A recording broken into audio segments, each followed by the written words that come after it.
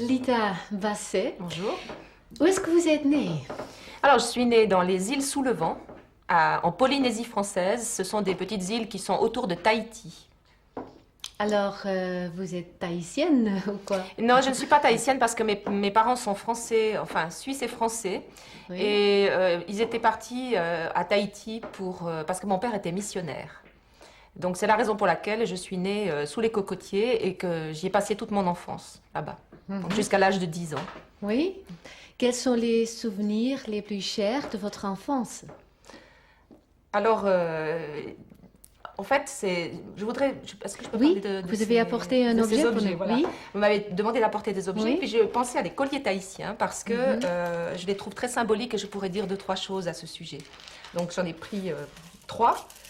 Et pour montrer un peu la diversité de ces colliers qui sont une tradition dans ces îles, c'est-à-dire qu'on vous passe un collier autour de la tête à toute occasion, et en particulier quand nous avons quitté définitivement Tahiti, c'est la tradition de recevoir un collier. Chaque personne qui vient dire au revoir met un collier autour de la tête de coquillages ou de fleurs.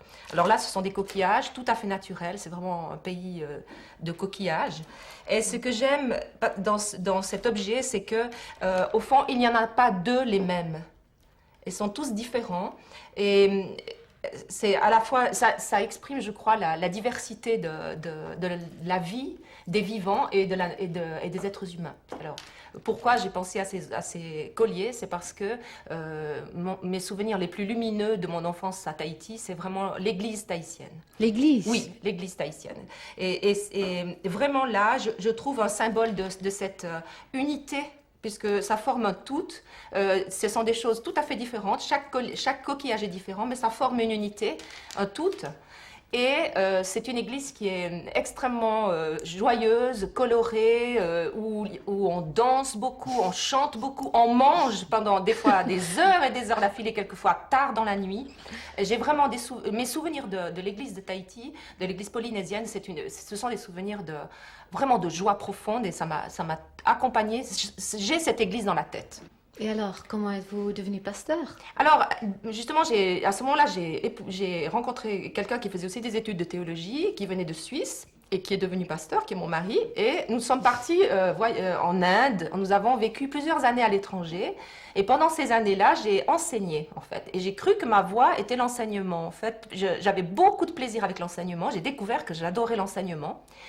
Bon, je n'ai pas enseigné tout de suite la philosophie, mais c'était des branches très proches dans ces pays étrangers. Et ensuite, alors, à Genève, j'ai enseigné la philosophie à l'école internationale de Genève.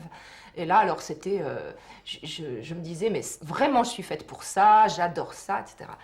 Et voilà que mon mari, à ce moment-là, a décidé de faire une thèse de doctorat en théologie. Et il fallait qu'il parte une année à l'étranger. Il avait choisi les États-Unis. Ça faisait partie des exigences de sa bourse d'études. Alors bon, moi j'ai obtenu que ce soit juste une année non payée pour mon enseignement.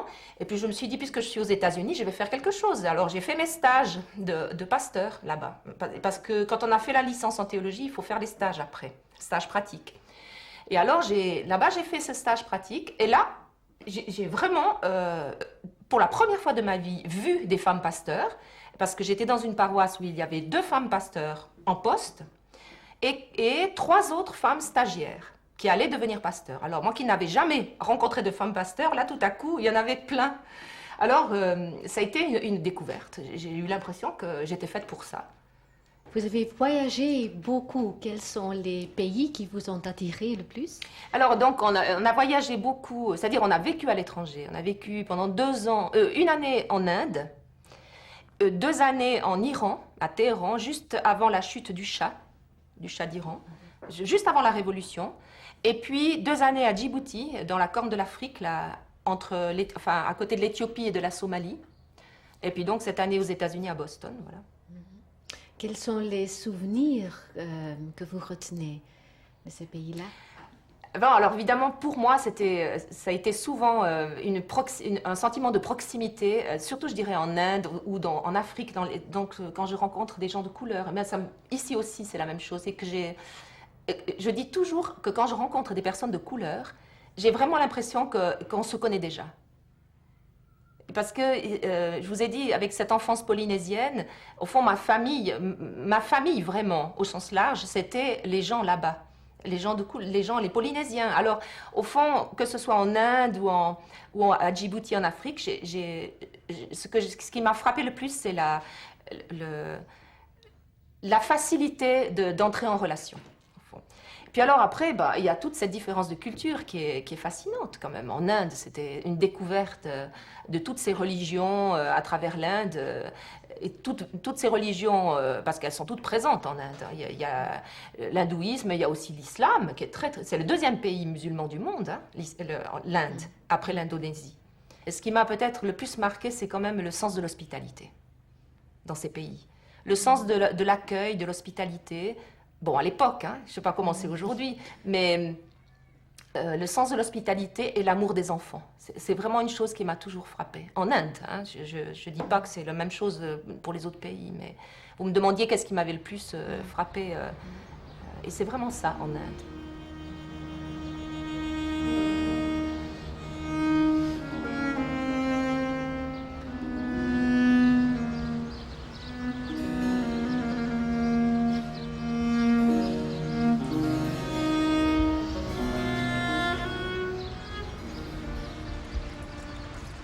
Maintenant, vous êtes à Genève. Oui.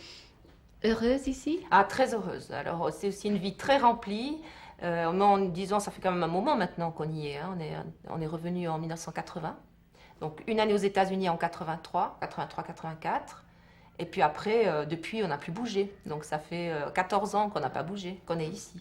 Et vous avez écrit beaucoup de livres. Oui, alors après, disons qu'à partir du départ aux États-Unis, cette année-là, j'avais commencé à faire tout un travail intérieur.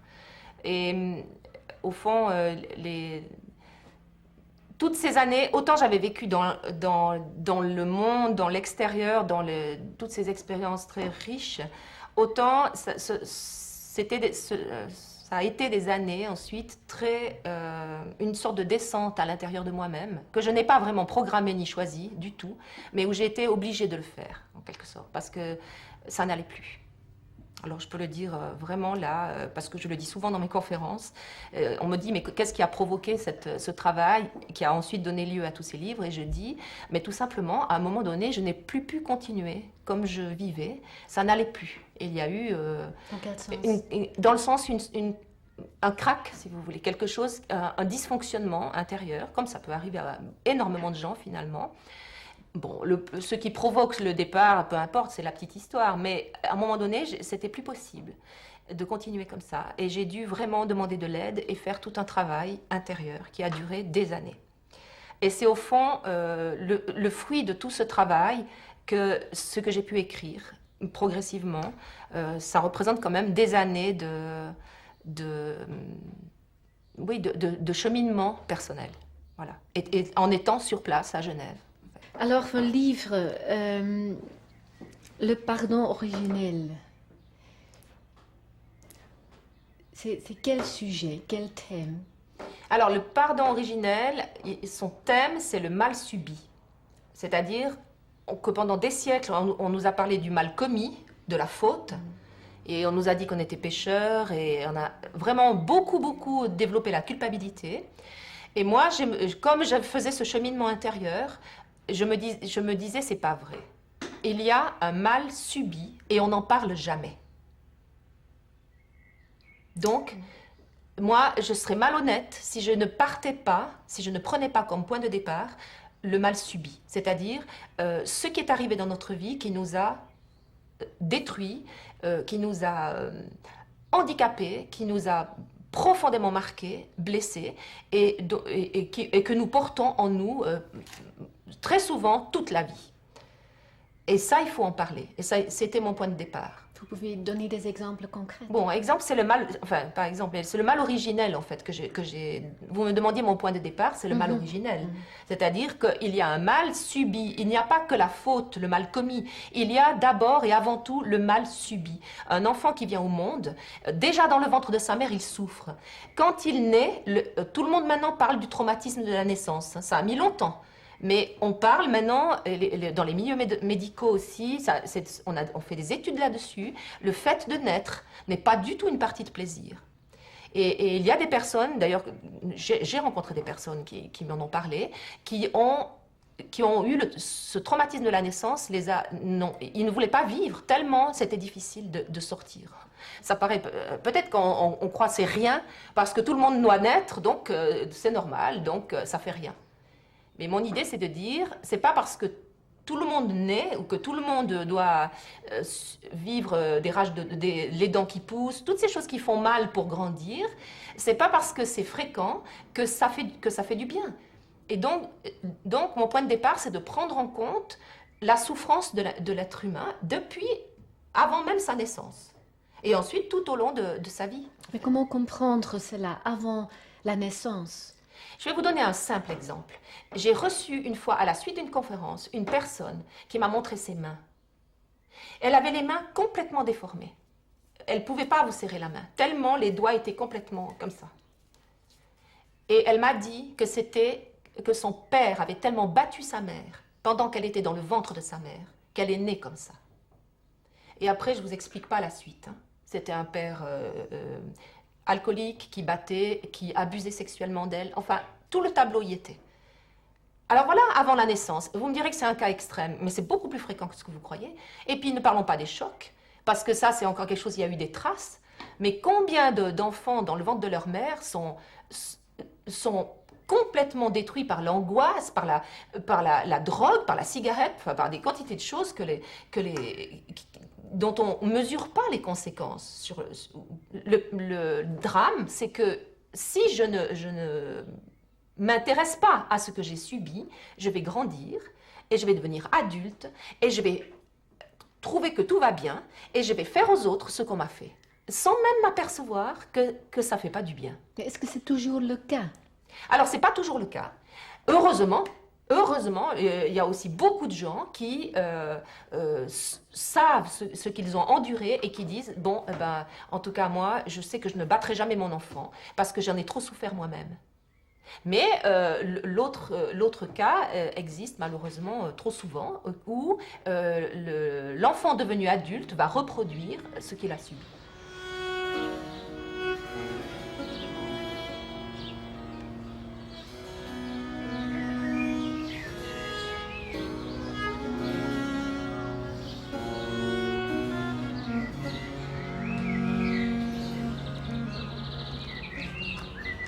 Quel texte biblique est-ce que vous avez pris comme point de départ?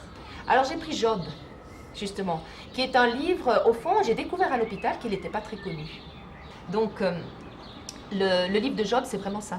Job était quelqu'un de bien sous tout rapport. Le texte dit qu'il était juste devant l'Éternel. Et les malheurs s'acharnent l'un après l'autre, et il perd tout. Il perd toutes ses richesses, il perd tous ses enfants, meurt. Et en plus, il attrape une maladie épouvantable de la peau et il doit être contagieux ou je ne sais. En tout cas, il est mis en dehors de son village. Il est banni, exclu. C'est la poubelle, il est mis à la poubelle. Et alors qu'il vivait vraiment une vie très réussie. Mais un acharnement, comme si, une avalanche de malheur, comme si c'était fait exprès. Alors, au fond, c'est ça où les gens se reconnaissent complètement parce que tout allait bien et tout à coup, ma femme a eu un cancer, mon fils s'est suicidé, mon deuxième fils a eu un accident de voiture. C'est ces histoires de vie où les choses arrivent alors qu'on n'a rien fait de mal, disons, ça vous tombe dessus. Voilà. Alors c'est ça mon point de départ. Et qu'est-ce qu'on va faire de ça? Qu'est-ce qu'on va faire? Et c'est au fond le problème de Job. Tout au long de ce livre, Job est dans cette situation de se dire mais où est Dieu? Dieu n'existe pas, c'est pas possible, il laisse faire tout ça, il s'en moque complètement, il se soucie pas de moi, et il hurle et il crie, et il est pendant tout le livre de Job, c'est ça, c'est vraiment ce cri contre cette souffrance injustifiée. Et comment est-ce qu'il en sort? Alors, comment il en sort? Il est donc accompagné par 3 amis, puis un 4e dont on dit que c'est des amis importants dans le sens qu'ils sont très souvent à côté de la plaque, comme on dit familièrement. Donc, au fond, il l'enfonce au lieu de l'aider. Parce qu'au lieu de lui dire, de l'aider à exprimer sa plainte et d'être empathique, de le soutenir, ils n'arrêtent pas de lui dire tu es coupable, cherche bien, tu es certainement coupable de quelque chose. Puisque c'est ce qu'on croyait à l'époque, que quand un malheur arrivait, ben on avait fait quelque chose qui expliquait que ce malheur vienne comme un châtiment, en quelque sorte, une punition. Alors ils lui disent ça sans arrêt, c'était la doctrine de la rétribution. Bon, on aurait peut-être fait la même chose si on avait été à leur place. Et en fait, Job continue de crier, puis il leur dit « Mais taisez-vous, vous ne faites que de m'enfoncer. » Et alors à la fin du livre, au fond, il n'arrête pas d'appeler Dieu, de dire « Mais montre-toi, parle-moi, montre que tu existes. » Et alors la fin de l'histoire, c'est que Dieu lui parle. Et moi, je dis souvent que c'est très possible que Dieu parlait depuis longtemps, mais lui, Job n'entendait pas. Parce qu'il était trop dans la culpabilité. Il était tellement dans la culpabilité et l'accusation, il s'accusait lui-même, ou il accusait Dieu, ou il accusait le monde entier, et donc ça faisait un tel bruit qu'il n'entendait pas peut-être la voix de Dieu. Donc, à la fin, le texte dit « Job entendit la voix de Dieu ». Enfin, il entend la voix de Dieu, disons. Dieu lui répond, et là, il l'entend. Et ce qui est très étonnant, c'est que Dieu ne lui explique rien du tout. Il ne lui dit pas « Alors, tu sais, ça s'est passé comme ça, parce que… » Il ne lui donne aucune explication du mal. Et il n'y a pas d'explication du mal dans la Bible. C'est pour ça aussi que je n'utilise pas l'expression le Dieu Tout-Puissant, parce que pour les gens, le Dieu Tout-Puissant, c'est le Dieu qui pourrait empêcher le mal. Donc, qui peut l'expliquer. Or, la Bible n'explique nulle part le mal. Pourquoi le mal existe? Mais on ne trouve pas de réponse à cette question. Alors, au fond, Job, pour finir avec Job, lui, quand Job entend la voix de Dieu, il dit qu'il est consolé. Même si Dieu ne lui explique rien du tout et que Dieu lui dit regarde, je suis le Dieu créateur, j'ai fait ceci, j'ai fait cela. Enfin, il s'affirme comme le Dieu créateur, mais peut-être le Dieu de vie, le Dieu vivant. C'est un Dieu qui est capable de créer, même quand c'est le tohu-bohu. Alors, Dieu, il se présente comme un Dieu qui crée la vie, même quand tout est en morceaux. Et dans la vie de Job, sa vie est complètement en morceaux. Donc, au fond, ça lui suffit. Mais je pense que c'est l'expérience que nous faisons quand nous avons traversé ou que nous traversons une période de très grande souffrance, quand nous faisons une expérience de Dieu. On me le dit souvent, et même moi aussi je l'ai vécu. Alors, sentir Dieu là, cette présence avec un grand P, le reste, vous savez, je ne veux pas dire que ça n'existe pas, la souffrance, le malheur, mais en quelque sorte, l'essentiel est assuré. Dieu est là. C'est un tel apaisement, c'est une telle consolation, comme dit Job. Et ça, on peut le dire que soi-même, on va pas dire aux autres, écoute, je veux dire, c'est pas quelque chose qu'on peut inculquer aux autres. Oui, tout à fait, je vous comprends parfaitement, mais qu'est-ce que vous faites avec des gens qui disent « alors, ça ne m'arrive pas » ? Alors, curieusement, ça ne m'est jamais arrivé. Oui, non? Parce que même quelqu'un qui connaissait presque pas Dieu au début de ce travail fait des expériences. C'est impressionnant. Vous savez, c'est aussi parce que les personnes que j'accompagne elles viennent me voir parce que je suis pasteur et je leur dis tout de suite, on est trois. Il y a vous, il y a moi, il y a Dieu. On sera toujours trois. Donc, je ne suis pas le sauveur, la bouée.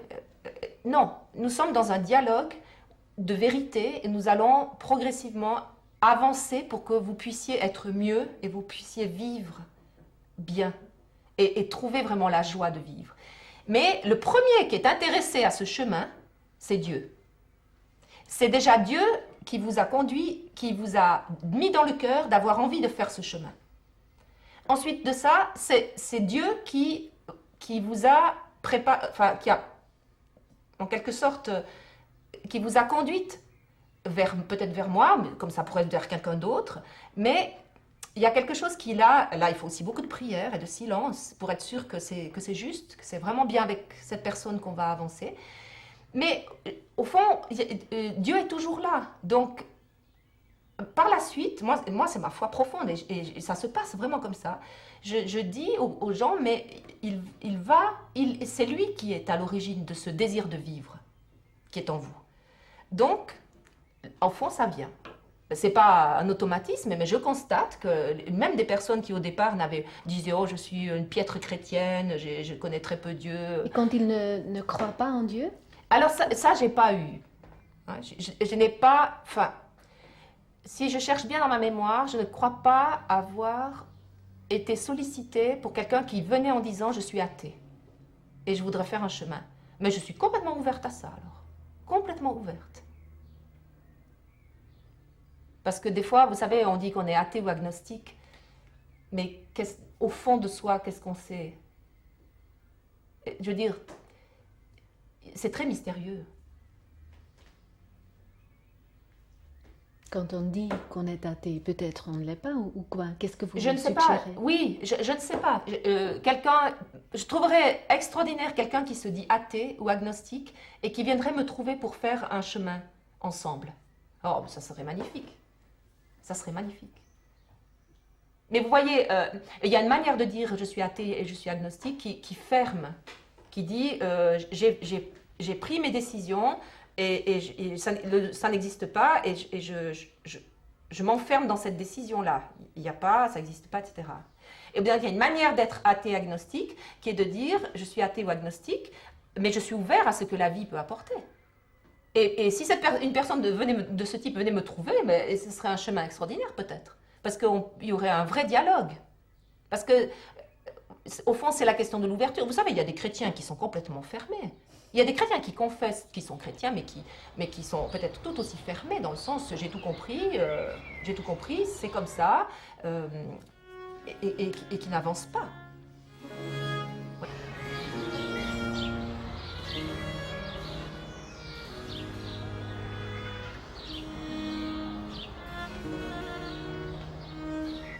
L'arbre, de quoi est-il le symbole? Oui, donc c'est cet arbre qui est au milieu du jardin d'Éden. Oui. Et en étudiant le texte, il m'a semblé que Dieu disait vous pouvez manger de n'importe quel arbre, mais pas de cet arbre-là, qui est l'arbre à connaître le bien et le mal. Et il m'a semblé vraiment en étudiant le texte de très près que ce récit ne voulait pas dire que le mal n'existait pas dans le monde, mais que simplement il ne fallait pas prétendre connaître le mal et le bien. Parce que manger de cet arbre, ça voulait dire devenir le maître du bien et du mal. Et donc savoir qu'est-ce que c'est que le mal avec un grand M, savoir qui sont les méchants, qui sont les bons, et donc se prendre pour Dieu. Vous voyez, comme cet arbre est au milieu du jardin, et qu'au milieu de ce jardin est aussi l'arbre de la vie, d'après le texte, eh bien, quand vous prétendez, en mangeant de ce fruit de cet arbre, quand vous prétendez connaître le bien et le mal, connaître les bons et les méchants, eh bien, vous vous prenez pour Dieu et vous mettez, en quelque sorte, vous devenez maître de la vie, vous prenez la place de Dieu, qui est le seul maître de la vie, en réalité.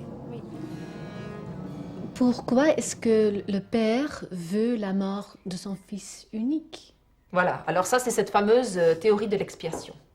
Alors dans le pardon originel, j'ai consacré quelques pages à ça parce que je n'adhère pas du tout. Je sais que c'est une lecture, attention.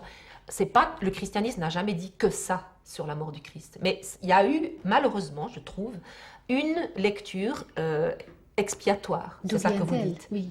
Mais la culpabilité, on a tellement besoin qu'il y ait un coupable. Donc un châtiment. Nous les humains, nous avons tellement besoin, nous fonctionnons tellement avec la culpabilité. Donc nous avons besoin que soyons tous des pécheurs et des coupables, et donc nous concevons un Dieu qui a absolument besoin d'un châtiment. Et ce châtiment, ça va être le Christ qui va le vivre. Mais est-ce que ce n'est pas dans les évangiles quelque part? Alors, c'est une certaine lecture des évangiles. Et aujourd'hui, bon, je ne vais pas entrer dans des détails trop techniques, mais j'ai consacré quelques pages à cette question-là, parce qu'aujourd'hui, de grands exégètes et des gens qui travaillent vraiment à fond ces textes-là montrent que c'est une lecture, elle est très limitée, en fait, dans le Nouveau Testament. Et on ne peut même pas l'affirmer qu'elle est présente dans les évangiles. Par contre, dans les lettres, vous savez, les épîtres, alors oui, il y a des épîtres qui sont très, entre guillemets, sacrificielles, hein, et avec cette théologie de l'expiation. Mais dans les évangiles, c'est très controversé et on aurait beaucoup de peine à dire de façon absolument certaine que c'est ça que voulaient dire les évangélistes. Donc, moi, personnellement, je m'inscris en faux contre cette théorie de l'expiation. Il me semble que ça ne va absolument pas avec l'expérience que Jésus avait de Dieu. Jésus avait une expérience de Dieu comme d'un père, c'est-à-dire grand P, d'un parent, si on veut bien, d'un père qui avait aussi toutes les attributs féminins de compassion, d'écoute, de miséricorde, de proximité, de tendresse. Et il avait cette expérience-là de Dieu.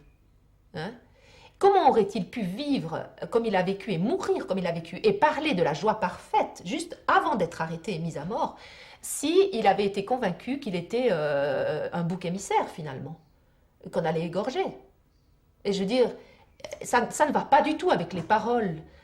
Toutes ces paroles et cette confiance qu'il avait envers Dieu jusqu'au dernier moment. Et alors, on s'aperçoit aujourd'hui qu'on a fait des lectures, au fond, avec certaines lunettes, comme cette histoire de l'expiation. Ce n'est pas du tout quelque chose qu'on peut, comme ça, affirmer sans autre. Pas du tout.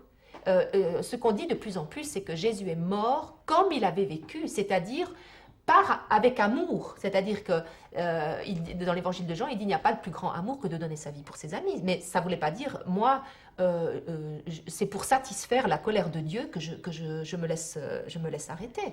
Pas du tout. C'est-à-dire, mon amour va jusqu'à ne pas prendre les armes et me défendre par la violence contre la violence. Mon amour des humains va jusque-là. Mais ce n'est pas pour satisfaire un Dieu vengeur, un Dieu qui réclamerait le sang. Ce qui est complètement aberrant, puisqu'on dit que Jésus est vrai Dieu. Alors, ça veut dire qu'à la fois Dieu exige un sacrifice, mais c'est lui-même qui meurt. Alors, enfin, c'est assez compliqué. Hein. Alors, c'est plutôt la non-violence. Ah, mais c'est tout à fait la non-violence. C'est ce que je développe dans le pardon original. Sur la base du texte d'Ésaïe 52-53, donc le serviteur souffrant, il ne fait que d'être en paix avec lui-même, c'est-à-dire en se disant « je ne rendrai pas le mal subi par un mal commis, par la vengeance, par la violence, par la force et même par l'insulte. Je ne le ferai pas. » C'est au fond sa vocation. Mais c'est une vocation qui nous adresse à tout être humain. C'est ça. Et le texte dit dans Ésaïe, il a fait non-violence. Il a fait non-violence. Moi, je pense que pour le Christ, c'était une non-violence qui était complètement liée à sa perception de Dieu. Un Dieu, justement, pas tout-puissant. Un Dieu dont la puissance n'était strictement que dans l'amour.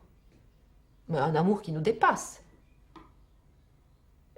Et là aussi, on pourrait citer des exemples de cas où l'amour, une attitude d'amour a complètement fait retourner une situation. Par exemple ? Je ne sais pas s'il m'en vient juste comme ça maintenant, mais je parle souvent de Nelson Mandela, hein, parce que quand je parle du pouvoir de pardonner. Je ne sais pas, je ne vais pas maintenant commencer à faire une théorie sur l'amour que peut éprouver Nelson Mandela, c'est pas ça, mais je suis quand même impressionnée de cet homme qui a passé, je crois, 27 ans en prison, sauf erreur, 27 ans, dont 9 ans de bagne, pour n'avoir rien fait de violent.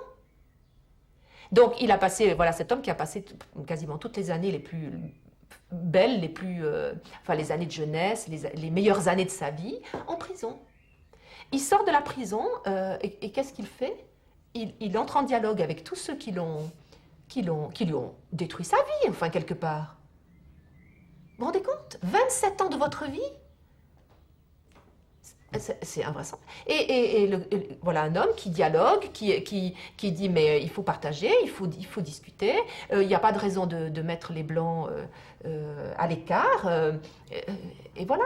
Alors moi je me dis mais voilà quelque chose qui est incroyablement constructif. Oui, mais il est une personne extraordinaire. Voilà, c'est toujours ce qu'on répond. Il est une personne extraordinaire. Nous sommes tous des personnes extraordinaires. Je veux dire, chaque personne est unique et chaque personne a reçu cette capacité. C'est exactement ce que dit le Christ quand Pierre lui demande pardonnerai-je 7 fois? Quand quelqu'un m'aura fait du mal, pardonnerai-je 7 fois? Et Jésus lui répond, je ne te dis pas 7 fois, mais 77 fois 7 fois. Et il ne dit pas, écoute Pierre, je vais te dire, il n'y en a que quelques-uns qui peuvent. Hein. Il ne lui dit pas, vous les disciples, vous allez pouvoir faire ça, mais il y en a très peu, hein, très peu. Il y a quelques êtres extraordinaires qui peuvent faire ça. Absolument pas. Et moi, je crois que c'est un alibi. C'est vraiment un alibi. Parce que souvent, les gens qui disent qu'ils ne peuvent pas pardonner, ce sont des personnes qui n'ont pas fait ce travail intérieur de descente dans les blessures et qui n'ont pas forcément vécu 27 ans en prison. Vous voyez, bon, chaque histoire est unique et on peut pas. Moi, je n'irai jamais dire telle personne a moins souffert que telle personne. Hein. On ne peut pas le savoir, ça, c'est un mystère. Mais il y a des personnes qui ont vécu les camps de concentration. Il y a des personnes qui ont été torturées pendant des années dans des dictatures et qui sont complètement libérées et qui sont dans une paix et une non-violence parfaite. Je pense qu'aujourd'hui, dans notre société, nos sociétés occidentales, peut-être que la base de beaucoup de nos problèmes, c'est l'individualisme. Dans le sens d'un repli sur soi, où finalement on a une fois pour toutes désespéré des autres. Beaucoup de personnes ont des problèmes relationnels. Et beaucoup de personnes, au fond, me disent, je ne fais plus confiance à personne. Comment voyez-vous le rôle de la religion ou de l'Église au XXIe siècle? Ah ben justement, c'est le pendant de ça. C'est comme ça que je travaille, moi, personnellement. C'est me dire, mais au fond, tu peux avoir beaucoup d'idées et faire des choses très, très belles et bien réussies, mais la base de tout ce que tu fais, et ce dont les gens ont avant tout besoin, c'est de l'écoute de l'écoute et de la communication, la relation. Et de dire, vous pouvez compter sur moi. Nous allons faire on va faire route ensemble, en fait. Et vraiment que la personne puisse compter, je veux dire, faire confiance et retrouver le chemin de la confiance, en fait. Moi, c'est ce que, disons, je fais quotidiennement. D'essayer d'être vraiment quelqu'un de crédible, quelqu'un à qui on peut faire confiance, voilà. Avec mes moyens, au jour le jour. Pour moi, l'Église, elle est là. Jésus, le Christ, ne faisait rien d'autre que d'être en relation, que d'entrer en relation avec les gens, de les écouter, d'entendre où étaient leurs problèmes, de les partager, d'être avec eux, de les accompagner. Il n'a fait que ça. C'est un travail prophétique. Ah. Merci, Rita Basset, pour cette interview. Merci bien. Merci.